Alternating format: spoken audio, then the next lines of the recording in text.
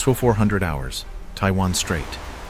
The moon hangs low over a black, oily sea, casting a pale shimmer across the rolling swells. A light mist clings to the surface of the water, dampening the sound of the waves. The USS Arleigh Burke-class destroyer cuts a steady, rhythmic path through the dark current, its hull vibrating with the low thrum of powerful engines. On the bridge, the dim red glow of instrument panels illuminates the stoic faces of the watchstanders. Men sip lukewarm coffee from ceramic mugs, their eyes scanning green-tinted radar sweeps that show only the familiar ghosts of the sea. The world feels suspended in a cold, salt-crusted peace as the ship maintains its lonely vigil in the center of the strait. The peace shatters as a massive radar contact blooms on the screen, moving at a suicidal velocity. A Chinese amphibious transport ship, a leviathan of steel and shadow, emerges from the fog bank less than 500 yards away. It carries no lights, it emits no radio signal. It is a wall of moving metal aimed directly at the destroyer's midsection.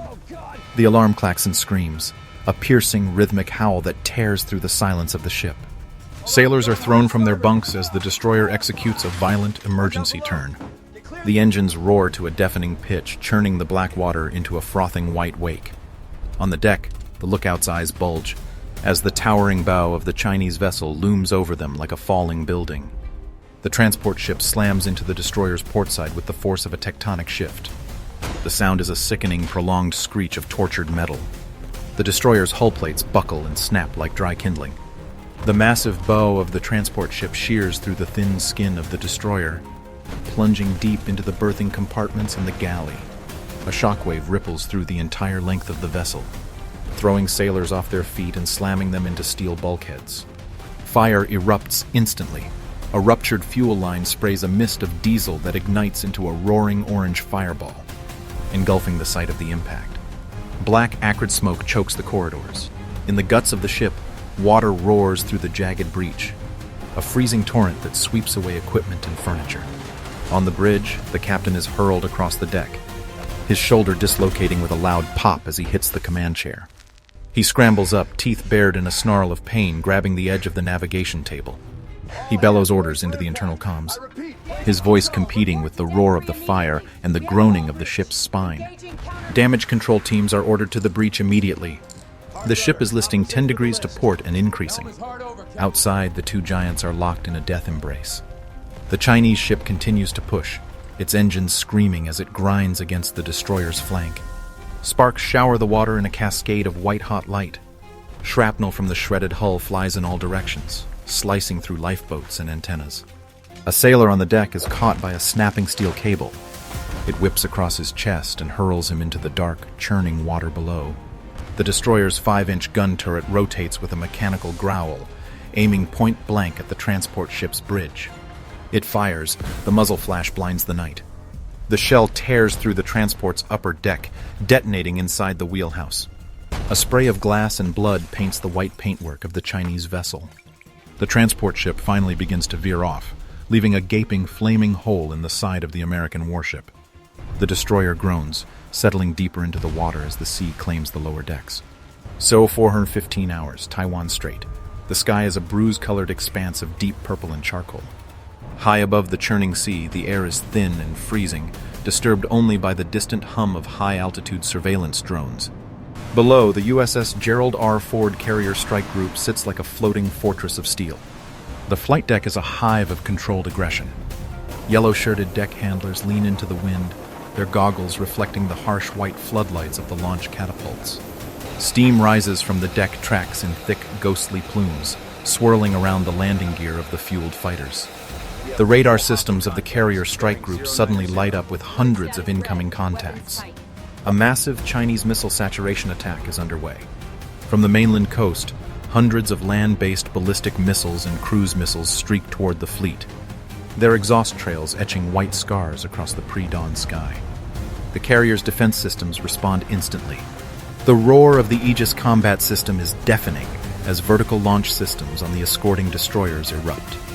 Dozens of interceptor missiles scream into the sky, leaving corkscrewing trails of gray smoke. The horizon becomes a chaotic grid of light as interceptors meet incoming warheads. Massive explosions bloom in the upper atmosphere, silent flashes of blinding white that illuminate the sea for hundreds of miles. On the carrier's flight deck, the first F-35 Lightning II is hooked into the catapult. The pilot, face obscured by a high-tech helmet, slams the throttle forward. The engine roars, a bone-shaking vibration that rattles the teeth of everyone on deck. Blue-white flames kick out of the exhaust nozzle, scorching the jet blast deflector. The catapult fires with a violent metallic clack. The jet is hurled from 0 to 150 miles per hour in seconds, screaming off the bow and clawing for altitude. Seconds later, the sky above the fleet turns into a shooting gallery. A Chinese anti-ship missile slips through the outer defense layer. The carrier's close-in weapon system, CIWS, engages. The Gatling gun roars, a continuous buzzsaw sound that sprays 3,000 rounds per minute. A stream of red tracers reaches out and stabs the incoming missile. The missile detonates just 300 yards from the hull. The shockwave hammers the carrier, vibrating the massive steel plates and shattering several light fixtures on the island superstructure. The air is filled with the scent of burnt JP-5 fuel and ozone. Another jet screams off the deck, followed immediately by an E-2 Hawkeye radar plane. In the sky above, the dogfights begin. Streaks of orange fire mark the paths of air-to-air missiles. A Chinese J-20 fighter hit by a Sidewinder disintegrates into a ball of tumbling, burning debris that rains down into the waves. On the bridge, the admiral stands rigid, his hands gripped white on the railing. He watches the tactical display as his screen fills with red and blue icons. Reports of vampire echo through the comms, code for incoming missiles. He barks orders for the screen ships to reposition, creating a wall of lead and electronics to protect the heart of the fleet. One U.S. destroyer, the USS Higgins, takes a glancing blow. A cruise missile clips its mast, shearing off the radar array in a spray of sparks and twisted aluminum. The mast collapses onto the deck, crushing a lifeboat and pinning 2 sailors beneath the wreckage. Medics rush into the chaos, dragging heavy bags over the slick, vibrating steel as more missiles scream overhead. The battle for the sky has only just begun. 440 hours, deep beneath the surface of the Taiwan Strait. The ocean floor is a world of crushing pressure and absolute ink-black darkness. 300 feet below the surface, the American Virginia-class submarine glides through the water like a silent predator. Inside the hull, the atmosphere is thick with the smell of recycled air and hydraulic fluid. The only sound is the rhythmic, metallic groan of the pressure hull and the faint, rhythmic hum of the nuclear reactor. In the sonar shack, technicians sit in cramped quarters, their faces bathed in the ghostly blue glow of waterfall displays. They wear heavy headsets, listening to the symphony of the deep. The clicking of shrimp, the groan of distant ships, and the steady beat of propellers. The silence is shattered by a high-pitched electronic shriek. The sonar operator's body jerks rigid. On his screen, a bright white line streaks downward.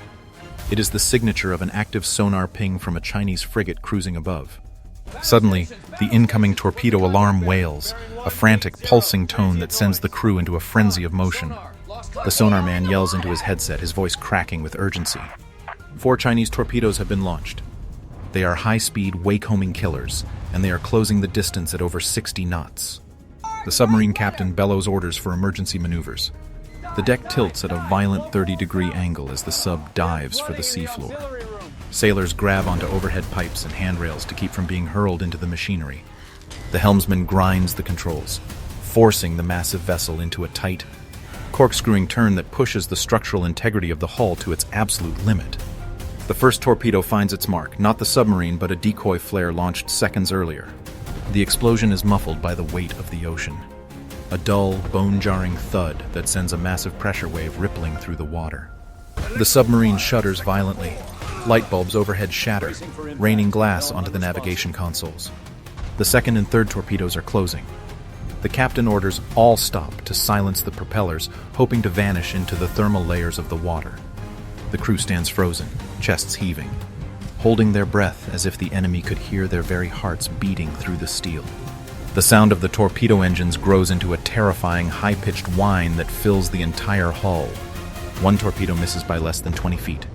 The turbulence of its passing rocks the submarine like a toy in a bathtub. But the fourth torpedo detects the submarine's wake. It adjusts its fins and bores in. The impact occurs at the stern. The explosion is cataclysmic. The torpedo warhead rips through the outer casing and smashes into the starboard propulsion shaft. The stern of the submarine is lifted upward by the force of the blast. Inside, the engine room becomes a vision of hell. Steam pipes rupture, spraying superheated mist that melts skin instantly. Sailors scream as they are engulfed in the white clouds. Water begins to spray from a dozen weeping rivets, a high-pressure jet that cuts through equipment like a laser. The chief engineer slams a manual override, his hands blistering as he touches the red-hot metal.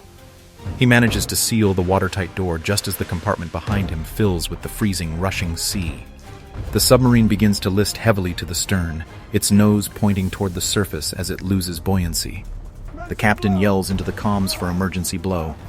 Compressed air roars into the ballast tanks with a deafening hiss, fighting to push the crippled Leviathan back toward the air before the ocean's weight crushes it into a tomb. 0510 hours, Philippines Sea. The horizon is no longer dark, but a flickering wall of orange and yellow light. The USS Gerald R Ford carrier is a floating mountain of steel under siege. High-octane fuel fumes mix with the smell of ozone and burnt electronics. On the flight deck, the roar of jet engines is drowned out by a new, terrifying sound. A high-pitched collective buzzing like a million angry hornets. A Chinese drone swarm, numbering in the hundreds, crests the horizon. They fly low, skimming the whitecaps, their carbon fiber bodies nearly invisible against the gray morning mist. The carrier's defense network goes into a frenzy. The incoming alarm is a continuous, deafening shriek. The island superstructure vibrates as the ship's self-defense system takes control. Suddenly, the port-side CIWS mounts erupt. The 20mm Gatling guns rotate at a blurring speed, spitting a solid stream of red tracer rounds into the sky. The sound is a continuous mechanical roar that rattles the flight deck. The lead drones are shredded instantly, disintegrating into showers of plastic and lithium battery fire. Debris rains down on the ocean surface, creating thousands of tiny splashes. Despite the wall of lead, dozens of drones breach the perimeter. They are suicide models packed with high explosives. One drone slams into a parked F-35 near the stern. A fireball erupts, the jet's landing gear collapsing as the airframe is engulfed in flames. Shrapnel tears through the flight deck crew. 2 sailors are hurled backward by the blast, their flight suits shredded, blood spraying across the non-skid surface. A second drone dives vertically, aiming for the carrier's bridge. It strikes the heavy armored glass. The explosion doesn't penetrate, but it shatters the outer layer into a spiderweb of cracks and coats the sensors in thick black soot. Inside the bridge, the impact sounds like a sledgehammer hitting a steel vault. The deck plate jumps. Officers are thrown against their consoles.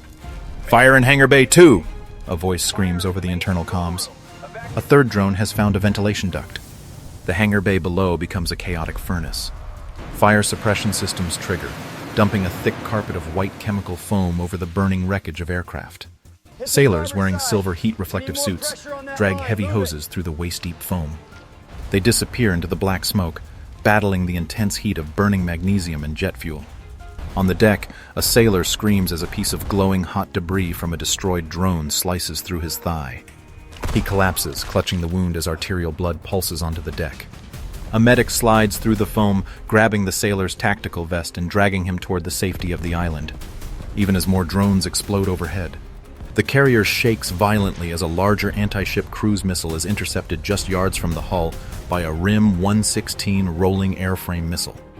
The resulting explosion creates a massive pillar of water that crashes down onto the flight deck, sweeping 2 unmanned tugs into the sea. The ship lists 5 degrees as the captain orders a hard turn to starboard, the massive rudders groaning under the strain. The flight deck is a graveyard of burning drones and twisted metal. Yet the catapults continue to hiss, launching the next wave of fighters into the burning sky. 0545 hours, the Taiwan Strait. The morning mist is replaced by a thick artificial fog. Chinese destroyers have deployed massive smoke screens, creating a wall of impenetrable white and gray that stretches for miles. The water is a chaotic churn of whitecaps and oil slicks. Through the haze, the low, guttering growl of heavy diesel engines signals the approach of the main invasion force. Dozens of amphibious landing craft emerge from the smoke, their bow ramps dripping with salt water, their hulls low and heavy in the swell. A U.S. Navy littoral combat ship, LCS, cuts through the fog, its stealthy superstructure reflecting the dull morning light. The crew is at general quarters. On the forward deck, the 57mm autocannon swivels with a hydraulic whine, its barrel tracking the nearest landing craft. "Open fire!" the tactical officer barks. The autocannon thuds in a rapid, rhythmic cadence, High explosive shells streak across the water, skipping off the waves before slamming into the leading Chinese landing craft. The impact is catastrophic. The thin, armored ramp of the craft is shredded, the shells detonating inside the crowded troop compartment. A spray of red mist and metal shards erupts from the open top. Soldiers are hurled into the sea, their heavy gear dragging them beneath the churning wake. The Chinese craft return fire with heavy machine guns and shoulder-fired rockets. Tracers zip across the gap like angry red needles. A rocket-propelled grenade, RPG, strikes the LCS's side, exploding against the aluminum hull. The blast tears a jagged hole 3 feet wide above the waterline. Shrapnel peppers the deck, sparking off the superstructure. A sailor manning a .50 caliber machine gun is struck in the chest. He is knocked backward, his helmet clattering across the deck as he collapses in a pool of dark blood. The landing craft continue their relentless push. They ignore the losses, swarming around the American ship like wolves. One craft, its engines screaming in a high-pitched mechanical whine, attempts to bypass the LCS. A U.S. Navy Seahawk helicopter drops from the clouds, hovering low over the water. The door gunner leans out, his minigun spinning into a blur. A 4-foot flame kicks from the muzzle as a stream of lead chews into the landing craft's engine housing. The vessel erupts in a geyser of sparks and black smoke, spinning out of control and colliding with another craft in a tangle of screaming metal and drowning men. On the LCS bridge, the floor plates vibrate violently. A second rocket hits the communication mast, showering the bridge windows in sparks. The captain yells into his headset, ordering the ship to flank speed. The vessel heels over sharply, its water jets blasting a massive rooster tail of foam as it weaves through the incoming flotilla. The air is thick with the smell of cordite and salt. Everywhere, the water is filled with debris, floating life jackets, shattered crates, and the burning wreckage of boats. A Chinese soldier, clinging to a piece of floating hull, reaches out a hand as the LCS streaks past, but he is swallowed by the massive wake. The blockade is holding, but the weight of the invasion fleet is beginning to crush the perimeter. 6:20 hours, Taiwan Strait. The rising sun is choked out by a ceiling of black oil smoke. The ocean surface is a graveyard of floating debris and burning oil slicks. The USS Dewey, an R. Lee Burke-class destroyer, rolls heavily in the turbulent seas. Its gray paint is scorched black near the stern from a near miss earlier in the morning. On the foredeck, the vertical launch cells sit flush with the steel, silent and closed. Rain begins to fall, mixing with the soot to coat the ship in a greasy gray slime. "Match bearings and shoot!" the tactical officer barks. His voice is flat, cutting through the hum of the Combat Information Center. On the foredeck, the silence breaks. 12 vertical launch hatches flip open simultaneously. The sound is a series of metallic clacks. Then the world turns to fire. Compressed gas ejects the first cruise missile 30 feet into the air before the booster engine ignites. A pillar of white fire erupts, scorching the non-skid deck. The roar is physical, shaking the ship down to its keel. The missile tips over, accelerating to subsonic speed, skimming just 10 feet above the wavetops. Then the next launches, and the next. A ripple fire of 12 missiles screams away from the destroyer, leaving trails of gray exhaust that hang in the damp air. 20 miles away, the Chinese command ship, a massive amphibious assault vessel, looms out of the mist. It is the brain of the invasion fleet. Its deck is packed with helicopters and armored vehicles. The first American missile clears the horizon.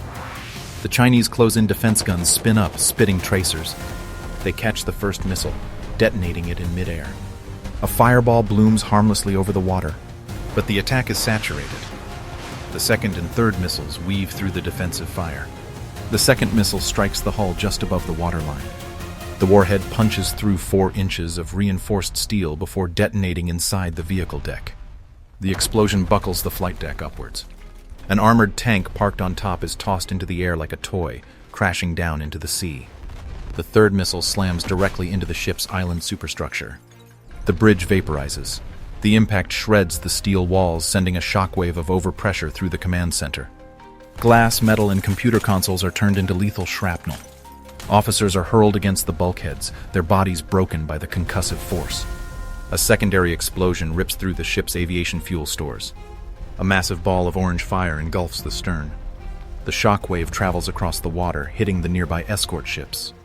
The command ship begins to list heavily to starboard, black smoke pouring from the gaping wound in its side. Men leap from the burning flight deck, falling 60 feet into the oil-slicked water below. The brain of the invasion has been lobotomized.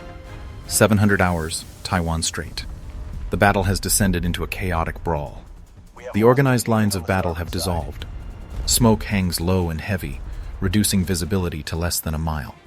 In the gray haze, a U.S. Navy frigate maneuvers violently, its hull vibrating from the strain of flank speed. The sea is a churn of white foam and black oil. Suddenly, a shape solidifies in the smoke. A Chinese destroyer tears through the fog bank less than 2,000 yards off the starboard bow. It is dangerously close. Too close for missiles. The Chinese ship's main gun traverses with a mechanical scream. A flash of orange light erupts from the barrel. The shell slams into the U.S. frigate's superstructure. The impact sounds like a thunderclap trapped inside a steel drum. The radar mast shears off, tumbling down onto the deck in a shower of sparks and twisted metal. It crushes a rigid hull inflatable boat, sending fiberglass shards flying like shrapnel. On the bridge, the windows blow inward. The officer of the deck is thrown backward, glass embedded in his flak jacket. He scrambles to his feet, blood dripping from a cut on his forehead, and screams for the helm to come about. The U.S. frigate returns fire. Its own 57mm gun thuds rhythmically, spitting shells at the approaching behemoth. The rounds strike the Chinese destroyer's bow. Steel plates buckle and tear open. A shell penetrates the forward locker, detonating the anchor chain machinery. A cloud of rust and gray smoke puffs out from the hull, but the Chinese ship presses the attack. Heavy machine guns on its railing open up. Bullets rake the American deck, sparking off the steel and punching through thin aluminum bulkheads. A damage control team dragging a fire hose across the midships is caught in the spray. 2 sailors drop instantly, their vests torn apart. The others dive behind a winch, the hose snake dancing wildly on the wet deck, spraying foam into the air. The American captain yells for the starboard torpedo tubes. Fire! 3 Mark 54 torpedoes splash into the water. The distance is point blank. The Chinese destroyer attempts a hard turn, listing heavily, but it is too late. The first torpedo strikes amidships. The explosion lifts the 7,000-ton vessel out of the water. A geyser of water and oil shoots 300 feet into the air. The shockwave hits the U.S. frigate seconds later, knocking the crew off their feet. The Chinese destroyer's back breaks. The bow and stern snap upward, the midsection consumed by a roaring inferno. Men jump from the burning rails into the oil-slicked sea. The U.S. frigate, battered and smoking, limps away from the dying giant, its deck slick with blood and sea foam. Zo 7:30 hours, Taiwan Strait. The crippled Chinese amphibious transport ship lists 20 degrees to port. Black smoke billows from a gaping hole in the hull, trailing a dark smear across the gray sky. The sea laps against the tilted deck plates. Above, the air vibrates with the percussive thump-thump-thump of rotors. 2 U.S. Navy transport helicopters flare hard, coming to a hover just 30 feet above the drifting vessel. The downdraft whips the smoke into a violent vortex, stinging the eyes of the men waiting on the skids. Thick ropes coil out from the helicopter doors, hitting the steel deck with a heavy slap. Go, go, go! Gloves hiss against the nylon as the special operations team slides down. Boots slam onto the wet, non-skid surface. The operators fan out instantly, assault rifles raised, moving with fluid, practiced aggression. A hatch on the transport's bow flies open. A Chinese sailor stumbles out, raising a pistol. The team sniper, still perched in the hovering helicopter, fires once. The sailor's chest erupts in a spray of red. He is hurled backward, tumbling down the slanted deck and splashing into the sea. The lead operator reaches the bridge door. He attaches a breaching charge to the hinges. He squeezes the detonator. Boom! The steel door is blasted inward, twisting off its frame. Smoke pours from the opening. The point man tosses a flashbang grenade inside. A blinding white flash and a deafening crack shake the bulkhead. The team flows into the bridge. Inside, the air is thick with dust and the smell of cordite. 3 Chinese officers, dazed and bleeding from the ears, scramble for weapons on a map table. The operators fire. Controlled, double-tap bursts. The first officer drops, 2 rounds in his center mass. The second takes a bullet to the shoulder and spins around, crashing into the radar console. The third raises his hands, freezing as the laser sight of a carbine dots his forehead. Secure him, the team leader barks. An operator kicks the officer's legs out, slamming him chest first onto the deck. Zip ties zip shut around his wrists. Another operator sweeps the navigation desk, shoving logbooks and hard drives into a waterproof dump pouch. The ship groans loudly, a deep metallic moan that vibrates through the soles of their boots. The list increases. Water begins to wash over the starboard rail. The vessel is dying. Objective secure. Move to extraction. The team drags the prisoner out onto the wing of the bridge. The helicopter swoops back in, skids hovering inches from the railing. The prisoner is thrown on board. The operators scramble after him, boots slipping on the oil-slicked steel. As the last man dives into the cabin, the pilot pulls pitch. The helicopter surges upward, banking away just as the transport ship shudders and begins its final slide into the deep. 8:15 hours, Taiwan Strait. The sun is high now, but its light is strangled by a ceiling of black, oily smoke that stretches from horizon to horizon. The sea is no longer blue.